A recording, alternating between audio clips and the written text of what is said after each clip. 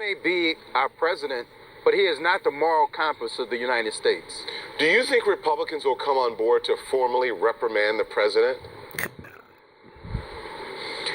Well, I think a few of them will, but more than likely, most of them will not. I mean, unfortunately in Washington, if it's your president, you ignore the bad stuff. And with this president, it seems like they ignore the bad stuff every day. And this is not his first insensitive or racist remarks. Unfortunately, it's become a normal or regular occurrence. The House Speaker, Paul Ryan, said that the president's comments were unfortunate and unhelpful. No, it's unfortunate when your flight is delayed or when you're out of milk in the morning. This goes beyond unfortunate. When is enough enough? Well, I think the speaker's comments are too little, too late, and his comments are actually unfortunate. You can't dance around blatant racist remarks. You can't dance around abhorrible language. You have to take it dead on. And I don't care if it's his president, my president, your president. You have to call it what it is. And it was an ignorant remark. It was a racist remark. And it served to do exactly what he wanted to do, was change the conversation from his base being upset with him about his immigration remarks. Yeah. If they're not, calling him out, are they complicit?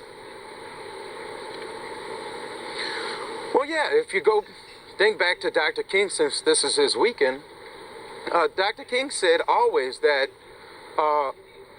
you're not hurt by the words of your enemies, it's the silence of your friends. Mm-hmm. And there are too many people in America being silent while this president spews hate, ignorance, and racism. Yeah. So if you think that most Republicans won't jump on board, do you think it's an exercise in futility then? Why do it? Is it the principle of the thing?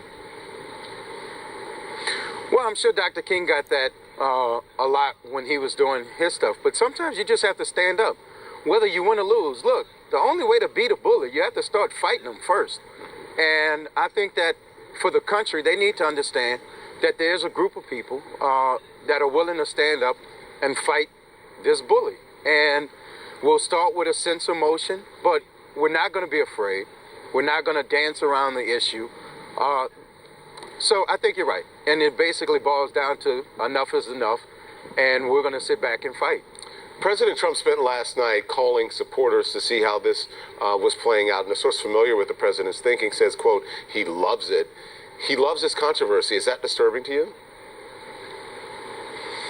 Yeah, it shows you a simple mind. And, I've said it before, and I think it was on your show the last time when he talked about NFL players being sons of bitches. I said that he was like a petulant child. And all of his actions show someone who just wants attention, who wants to be liked, and will say whatever he thinks he needs to say to pander to his base. But that is very disturbing. This country is better than that. This country is a country of ideas. It's a country where you can be the best you want to be. And if you look at Emma Lazarus' poem, everybody quotes the first part, but it's the second part that's amazing when it says, send me your homeless, send me your tempered tossed. It means send me the people that really need to get here. Send me those people coming from countries that are struggling. And this president has absolutely no idea what made this country great in the first place. And I promise you, he had no part in making America great, and he will have no part in making America great again. We're only 12 days into the new year. Do you see any scenario where the president's relationship with people of color improves, Congressman? Absolutely not. Remember, Don, we turned down a second meeting with the president. And we turned it down because after the first meeting with the president, it was crystal clear, like my grandmother would say, that he meant us no good. And we didn't want to go back for a photo op. We didn't want a social visit. We didn't want to eat hors d'oeuvres and sip champagne. We're here on a mission, and that is to make this country a more perfect union, to help people who need help, to fight for equality, to fight discrimination. And just being seen with this president and interacting with him is not enough. We gave him a 130-page policy document on how to help the African-American community. They didn't read it. They didn't respond to it. And then they asked for another meeting. No, I have better uses of my time. And I hate to say it because I respect the position of the presidency, but he doesn't respect it. And I don't see a need to meet with him again. And I don't think that his relationship with the black community is going to get any better. Considering you brought up the Dr. King weekend, what do you think Dr. King would say? How would he react to President Trump?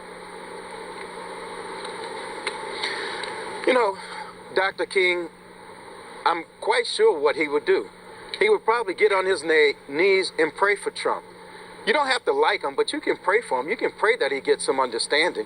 You can pray that he gets some wisdom. You can pray that we have some sort of divine intervention that makes him a normal person that doesn't spew hate, racism to play to a base. So I think Dr. King would do nothing but pray for him. Cedric Richmond, thank you. You're welcome, Don, and thank you for what you're doing. Alrighty. Now I want to bring in CNN senior economics analyst Robert Reich and CNN political commentators Amanda Carpenter, Scott Jennings, and Shermichael Singleton. Hello, thanks for coming on, everyone. Hey. Let's see. Shermichael, some supporters of the president are telling me that President Trump's remarks were about economics, not about race. But that's not what he said, is it? No, it's not what he said, and I'm not even sure what person would even attempt to make such an argument. You'd have to be a complete idiot to do so. Look, Don, what makes America so unique is that we are a country that is compounded of different folks from all different parts of the world. If you dream it, you can potentially become it in America. It may be hard as hell. You may have to fight like hell. But in America, we have that opportunity because we believe that no one's future is written yet. And that belief tells us that no matter what you look like, no matter where you come from, you have an opportunity to contribute to our society. And the expectation is that the president, the leader of the free world, knows that, acknowledges that, recognizes that, and Donald Trump does not. There is a reason the rest of the world looks to America for guidance, for direction. To whom much is given, much is expected, Don, and right now, unfortunately, the president has not only let us down as Americans, he's letting down the rest of the world, and I'm embarrassed, and I hope that people don't look at Trump as a representation of what we believe as a country, as a nation, and as a society. Robert, here's what you tweeted. You tweeted this. You said, to the Nazis, the purest Aryans were the Nordic people of Germany and Norway. Why are we having all these people from shithole countries, Haiti and Africa, come here? Trump exploded today saying the U.S. should bring more people from countries like Norway. Connection? So you're pointing out that there's a certain fascination you think the president has with Scandinavian countries. I don't think there's any question about it, Don. The irony is that Scandinavian countries are also democratic socialist countries. There's certainly no reason that Donald Trump has expressed any admiration for democratic socialism. But when it comes to race, and this is really the heart of the matter, when it comes to race, Donald Trump puts aside ideology and he says, yes, we want the Nordic types. We don't want people from Africa. We don't want people from Latin America. Well, obviously, this is not about economics. This is about race. And the moral authority of this country is really at stake here. And what Donald Trump is doing, and he's doing it not only with his statement yesterday, he's doing it over and over and over again, is he is degrading the presidency and he is degrading the country. And what we have to keep on saying and keep on assuring, and I do every day, our foreign friends, is that this is not America and Donald Trump does not represent us. Scott, I want to play this moment. This is from 2015. It was President Trump on Jimmy Kimmel's show defending his proposed Muslim ban. Watch. Isn't it un-American and wrong to discriminate against people based on their religion? But Jimmy, the problem, I'm for it, but look, we have people coming into our country that are looking to do tremendous harm. You look at look at Paris, look at what happened in Paris. I mean, these people, they did not come from Sweden, okay?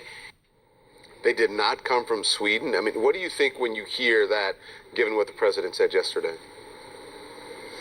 Well, in that particular case, I mean, the president was out there making the case that we have to have stricter controls on Muslims. I thought yesterday's comments were frankly different. He was having it in the context of a discussion about immigration policy. I don't agree with the comments. They were very troubling, frankly, and I've thought about them both through the domestic lens and also the international lens. I mean, I'm somebody who really believes in the idea that the United States should be the most influential country on the continent of Africa, not just because of our economic interests, but because it's in our national security interests. So that troubled me greatly. I think the president was having a meeting about a domestic policy, but honestly, I hope General Kelly and the others in the White House talk to him about the geopolitical ramifications of what it means to cede our influence on the continent of Africa. I mean, we have troops there.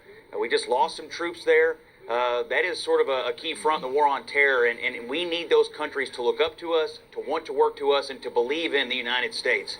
And these kinds of comments are not helpful for that endeavor. Amanda, I want to get your perspective now because Yes. there was also the reporting. Did you want to weigh in on something that he said? Yeah, I mean, there is the economic element. I think we're sort of